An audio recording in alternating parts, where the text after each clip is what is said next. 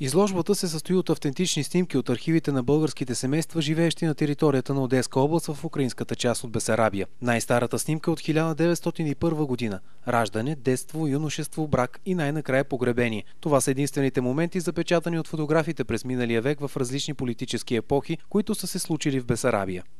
И за да се опознаем едни с други, българите от Украйна и българите от България, трябва да си познаваме и нашето общо минало и чрез тези снимки искаме да направим още един мост.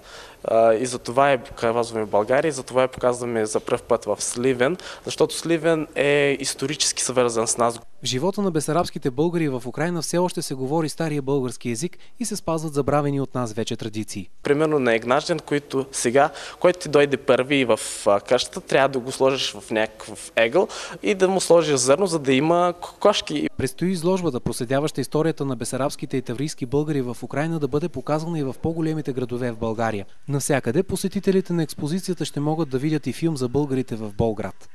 България е нашата майка, нашата прародина всъщност, така я наричаме. За първи път, когато дойде в България, просто падна на земята и я целуна. За новините на Нова от Сливен, Зоран Петров.